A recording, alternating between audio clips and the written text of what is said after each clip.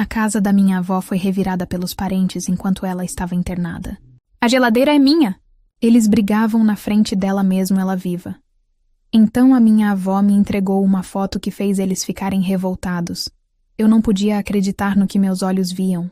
O som da discussão me atraiu para a sala de estar, mas o que encontrei foi um pesadelo. A casa da minha avó, o lugar mais arrumado e cheiroso que eu conhecia, parecia ter sido atingida por um furacão.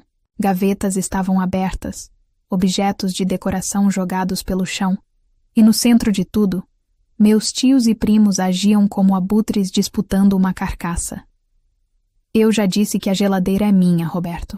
E gritava minha tia Marta com o rosto vermelho de raiva, segurando a porta do eletrodoméstico como se sua vida dependesse daquilo. Sua? Por que seria sua, Marta? Eu que sempre ajudei a mamãe com as compras, eu tenho mais direito, que retrucou meu tio, tentando puxar o cabo de energia da tomada. A cena era tão absurda, tão nojenta, que por um instante eu fiquei paralisada. Eles não estavam ajudando, não estavam organizando, estavam saqueando. A minha avó, a mãe deles, estava deitada em uma cama de hospital, lutando para se recuperar de um AVC que quase a levou, e a única preocupação da sua família era dividir seus bens antes mesmo de ela partir. O que vocês estão fazendo? E minha voz saiu mais alta e firme do que eu esperava. Todos se viraram para mim surpresos. Alguns, como minha prima Carla, tiveram a decência de parecer envergonhados, desviando o olhar para o chão.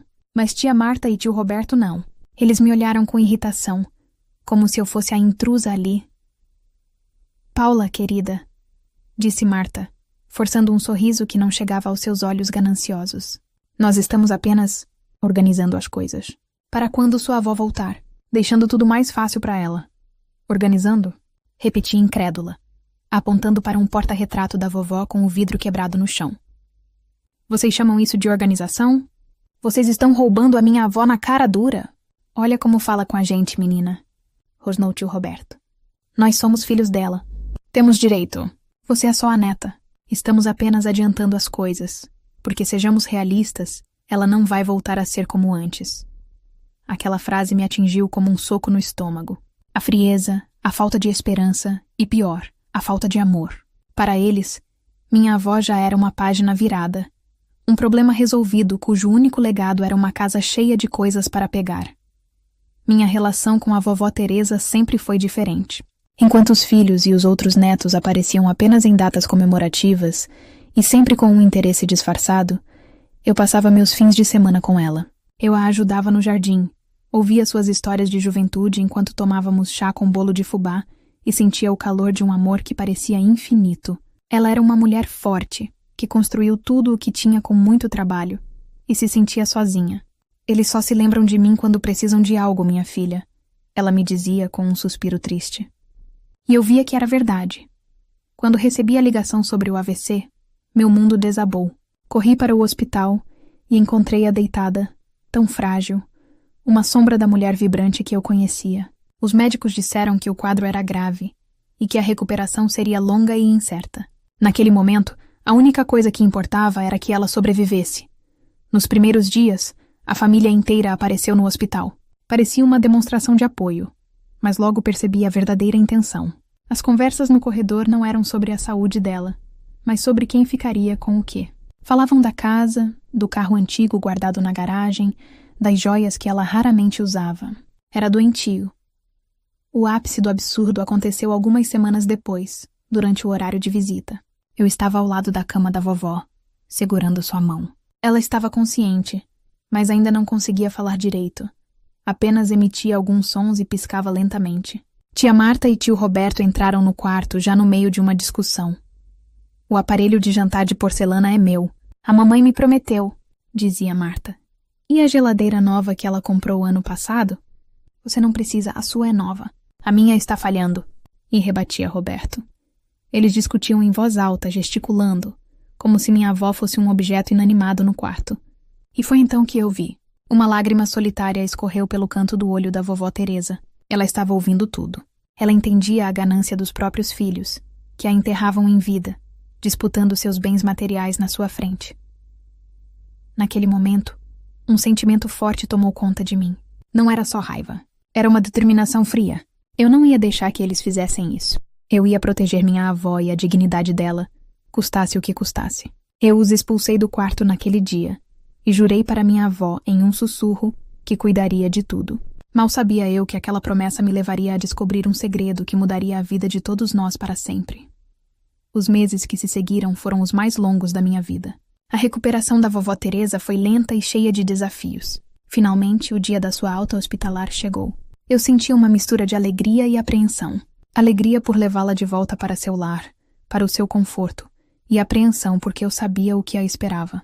Tentei preparar o terreno, dizendo que algumas coisas estavam fora do lugar, que eu tinha feito uma grande limpeza, mas não há palavras que possam preparar alguém para encontrar sua vida inteira revirada. Quando abri a porta da frente e a ajudei a entrar com a cadeira de rodas, o silêncio na casa era ensurdecedor. Onde antes havia o som familiar do relógio de pêndulo, agora havia um eco vazio. Onde ficava o sofá em que nos sentávamos para ver novela, havia um grande espaço empoeirado no chão. Os olhos da minha avó percorreram a sala lentamente. Viram as paredes nuas, sem os quadros que ela tanto amava. Viram as marcas no chão onde os móveis pesados foram arrastados. Ela não disse uma palavra. Seu rosto, já paralisado de um lado pelo AVC, pareceu desmoronar do outro. Ela apenas fechou os olhos, e o peso daquela dor silenciosa foi mais devastador do que qualquer grito. Levei-a para o seu quarto, que também estava terrivelmente alterado. A penteadeira antiga da sua mãe, uma peça que estava na família há gerações, havia sumido. A pequena caixa de música que ficava ao lado de sua cama também. Abri seu guarda-roupa para pegar um cobertor e vi que a pequena caixa de veludo onde ela guardava suas joias estava aberta e vazia. Levaram tudo. Não só os itens de valor financeiro, mas as pequenas coisas, as memórias, os pedaços da sua história. A ganância da minha família não tinha limites. Naquela mesma noite, tomei uma decisão.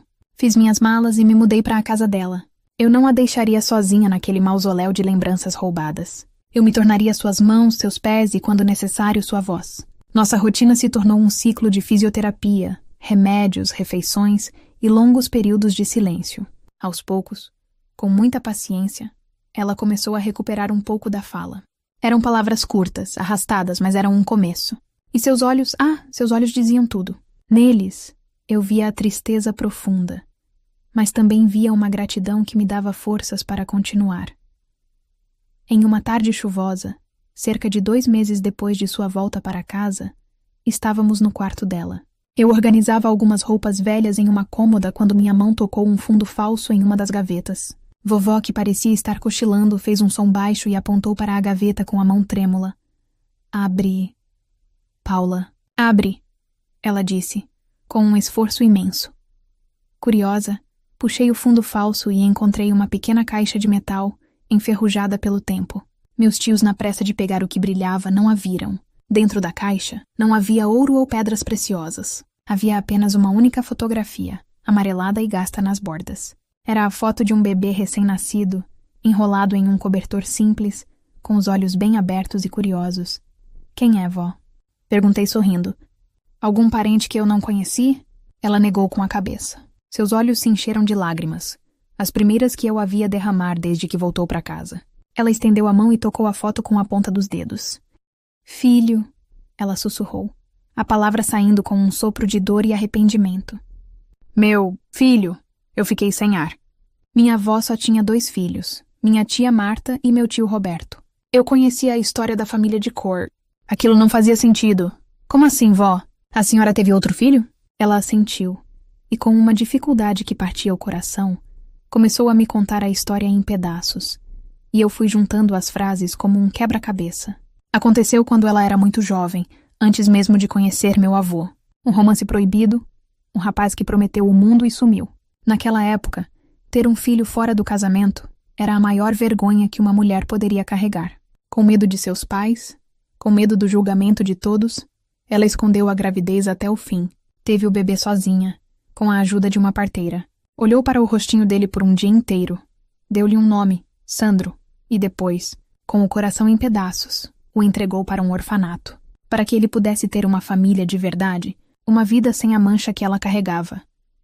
Eu, nunca, me perdoei, ela soluçou, o corpo tremendo.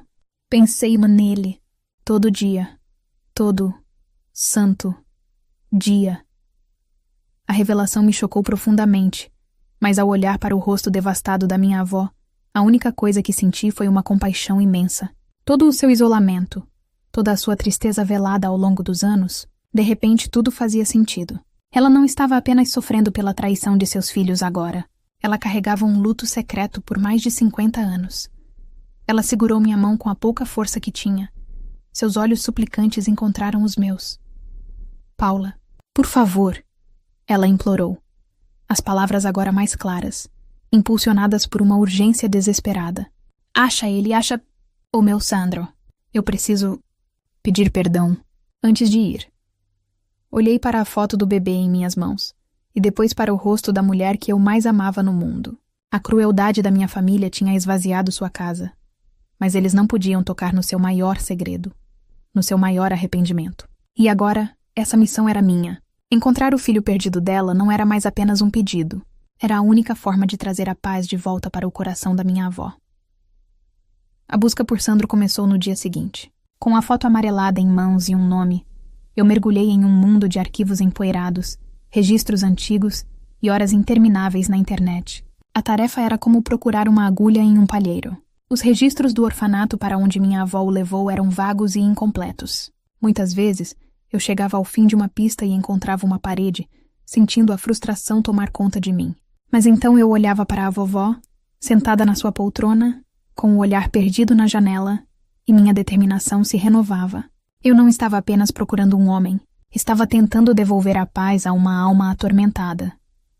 Pedi ajuda a um conhecido que trabalhava com investigações particulares, e foi ele quem conseguiu o avanço de que precisávamos. Através de registros de adoção da época, ele encontrou um casal que havia adotado um menino recém-nascido, com as mesmas características, na data aproximada. A partir daí, seguimos o rastro.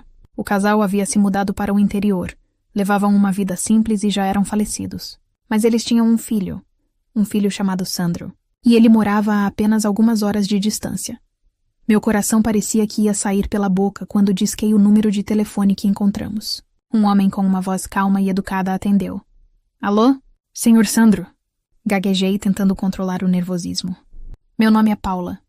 Desculpe ligar assim do nada, eu preciso falar com o senhor sobre um assunto muito pessoal. Envolve a sua família biológica. Houve um silêncio do outro lado da linha. Um silêncio pesado, longo. Pensei que ele fosse desligar, me xingar, dizer que era um trote. Mas em vez disso, ele respondeu com uma voz embargada. Eu esperei por essa ligação a minha vida inteira. Marcamos de nos encontrar em uma cafeteria na metade do caminho no sábado seguinte. Quando cheguei, vi um homem sentado em uma mesa no canto, olhando ansiosamente para a porta. Ele aparentava ter seus 40 e poucos anos. Com um rosto bondoso e mãos calejadas de quem trabalha duro. Ele se levantou quando me viu. Era ele. Havia algo no formato dos seus olhos, um traço sutil que me lembrava a minha avó. Contei tudo a ele. Comecei pela história da jovem assustada que teve que abrir mão do filho, pelo arrependimento que a consumiu por toda a vida, pelo AVC que quase a levou e, por fim, pelo desejo desesperado de conhecê-lo e pedir perdão. Contei também sobre a ganância dos outros filhos, sobre a casa saqueada, para que ele entendesse por que esse contato vinha somente agora, em um momento de tanta fragilidade. Sandro ouviu tudo em silêncio, o café intocado na sua frente. Seus olhos marejaram em vários momentos, mas ele não chorou. Ele parecia estar absorvendo 5 décadas de uma história que lhe pertencia, mas que ele nunca conheceu. Quando terminei, ele ficou quieto por um longo tempo, apenas olhando para as próprias mãos sobre a mesa. Então, ele disse finalmente, a voz rouca. Ela pensou em mim. Todos os dias da vida dela, Sandro. Respondi com sinceridade. Ela nunca se perdoou. Ele me contou sobre sua vida. Teve pais adotivos maravilhosos que lhe deram amor e uma boa educação. Era casado, tinha 2 filhos adolescentes e trabalhava como marceneiro. Uma vida simples, honesta e feliz. Mas ele sempre sentiu que faltava uma peça, uma resposta para a pergunta que o acompanhava desde criança. No dia seguinte, eu o levei para conhecer a vovó. Ele estava visivelmente nervoso e eu também. Quando entramos no quarto, vovó Teresa estava sentada em sua poltrona. Seus olhos se arregalaram ao ver o homem ao meu lado. Ela sabia, sem que ninguém precisasse dizer uma palavra, ela sabia que aquele era o seu menino. Sandro se aproximou devagar ajoelhou-se em frente à poltrona e pegou na mão dela. As lágrimas que minha avó segurou por tanto tempo finalmente vieram, rolando silenciosamente por seu rosto. Meu filho, ela sussurrou, a voz trêmula. Me perdoa. Não há nada para perdoar, respondeu Sandro com a voz embargada, levando a mão dela ao seu rosto. Obrigado por ter me dado a chance de ter uma vida. Fiquei observando a cena, chorando em silêncio. Era um momento sagrado, a cura de uma ferida de 50 anos. Naquela tarde eles não precisaram de muitas palavras. Apenas ficaram ali, de mãos dadas, recuperando o tempo perdido em um silêncio cheio de significado. Depois daquele dia, Sandro passou a nos visitar todo fim de semana. Trazia a esposa, os filhos. A casa vazia da minha avó voltou a ter vida, risadas e cheiro de bolo no forno. Vovó Teresa se transformou. Um brilho novo surgiu em seus olhos. Uma força que eu não via desde antes do AVC. Conhecer seu filho, ver o homem íntegro e bom que ele havia se tornado e ser acolhida por sua nova família foi o melhor remédio que ela poderia ter recebido. Uma semana depois, ela me chamou. Sua voz estava mais firme. Paula, eu tomei uma decisão, disse ela, com uma clareza impressionante. Eu quero que o Sandro seja meu filho no papel. Quero registrá-lo. Quero que ele tenha um nome que eu não tive a coragem de dar a ele. É o certo a fazer. Eu sabia o que aquela decisão significaria. Era mais do que um reconhecimento de maternidade. Era uma declaração. Contratei um advogado, que nos orientou sobre o processo. E como esperado, no momento em que a notícia chegou aos ouvidos de tia Marta e tio Roberto, o telefone começou a tocar sem parar. Ela ficou louca. Gritava minha tia do outro lado da linha. Esse homem é um golpista. Ele fez uma lavagem cerebral na nossa mãe para roubar o que é nosso. Eu não vou permitir isso. Nós vamos para a justiça. A guerra estava declarada. Mas pela primeira vez, eu vi nos olhos da minha avó não o medo ou a tristeza, mas a chama da velha Teresa. Ela tinha um novo motivo para lutar. A oposição da minha família foi feroz e suja. Como eu previa, tia Marta e tio Roberto contrataram um advogado e tentaram de tudo para impedir o reconhecimento de Sandro. A principal tática deles era tentar provar que vovó Teresa estava mentalmente incapaz. Argumentaram que o AVC tinha afetado seu raciocínio, que ela estava sendo manipulada por mim e por Sandro, a quem eles chamavam de o golpista oportunista. Houve uma audiência. Lembro-me de ver minha avó, tão frágil em sua cadeira de rodas, sendo levada para a sala do juiz. Meus tios estavam lá, com seus rostos cheios de uma falsa preocupação que mal escondia a ganância. O advogado deles fez perguntas cruéis, tentando confundir minha avó, tentando fazê-la parecer senil. Mas eles subestimaram a mulher que ela era. Quando o juiz se virou para ela e perguntou com gentileza por que ela queria fazer aquilo, a voz da vovó saiu surpreendentemente clara e forte. Senhor juiz, começou ela, olhando diretamente para Marta e Roberto. Meu corpo está fraco, mas minha mente e meu coração nunca estiveram tão lúcidos. Por mais de 50 anos, eu carreguei a dor de ter abandonado um filho por medo. Meus outros filhos, a quem eu dei tudo, estavam dividindo meus bens enquanto eu estava em uma cama de hospital. Eles me mostraram que o único amor que eles têm é pelo meu dinheiro. Ela fez uma pausa, respirou fundo e olhou para Sandro, que estava sentado ao meu lado. Este homem, continuou ela, com a voz embargada, é meu filho. Conhecê-lo me devolveu a vida. Reconhecê-lo legalmente não é um ato de loucura. É o único ato de justiça e de amor verdadeiro que eu posso fazer antes de morrer. É a minha decisão. E afinal, o silêncio na sala era total. O juiz olhou para os meus tios com evidente desaprovação e, poucas semanas depois, a decisão foi proferida. O pedido de Teresa foi aceito. Sandro foi oficialmente e legalmente registrado como seu filho. A vitória foi silenciosa, mas imensa. Os meses que se seguiram foram os mais felizes da vida da minha avó. A casa, antes um lugar de memórias roubadas, encheu-se de um amor novo e genuíno. Sandro, sua esposa e seus filhos se tornaram a família que ela sempre sonhou ter. Eles não queriam nada dela, apenas sua presença. Traziam alegria, faziam almoços de domingo, enchiam os espaços vazios com risadas. Vovó Teresa estava em paz. Ela havia consertado o maior erro de sua vida. Certa noite, eu estava sentada ao lado de sua cama lendo para ela. Ela pegou minha mão e sorriu. Obrigada, minha neta querida, ela sussurrou. Você me devolveu minha alma. Naquela noite, Com o coração finalmente tranquilo e redimido, minha avó Teresa faleceu em paz durante o sono. O funeral foi tenso. Tia Marta e tio Roberto apareceram, vestidos de luto, mas com os olhos brilhando de expectativa. Eles mal falaram com Sandro ou comigo. Estavam apenas esperando o próximo passo, a leitura do testamento. O dia chegou. Estávamos todos reunidos no escritório do advogado da vovó. Meus tios e primos sentaram-se de um lado, ansiosos. Eu e Sandro sentamos do outro, calmos e de luto. O advogado pigarreou e começou a falar. A senhora Teresa deixou um testamento antigo, de fato, disse ele.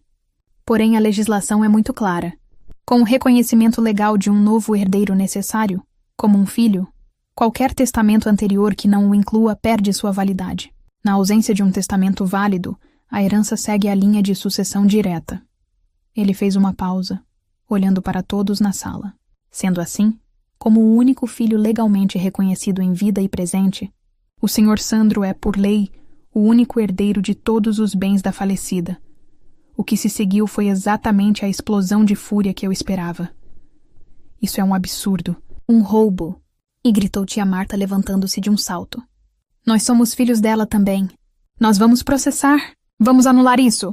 Infelizmente não há base para isso, respondeu o advogado impassível. A decisão da sua mãe foi validada em tribunal, com ela em plena posse de suas faculdades mentais. A lei está do lado do Sr. Sandro. Vocês não têm direito a absolutamente nada.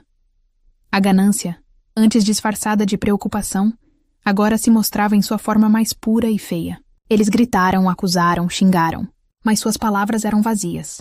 Eles haviam perdido. Sua cobiça os tinha deixado de mãos abanando. Sandro e eu permanecemos em silêncio, observando o triste espetáculo dele se desintegrando pela própria ganância.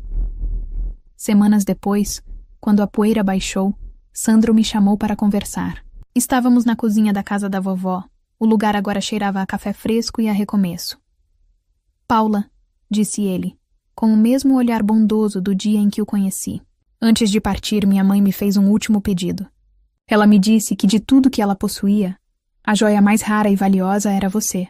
E ela me pediu para garantir que você fosse cuidada, como cuidou dela. Ele me explicou que iria dividir uma parte justa e generosa de tudo o que herdou comigo. Isso não é um presente, Paula. É o seu direito. É o reconhecimento da minha mãe pelo seu amor e lealdade. Lágrimas encheram meus olhos. Eu nunca fiz nada esperando recompensa, mas naquele momento senti uma onda de paz. A justiça havia sido feita, da forma mais bonita e poética possível. A herança da minha avó, o motivo de tanta briga e feiura, não acabou nas mãos dos gananciosos. Ela serviu para unir uma família, para reparar um erro do passado e para recompensar o amor verdadeiro. O legado da vovó Teresa não poderia estar em melhores mãos.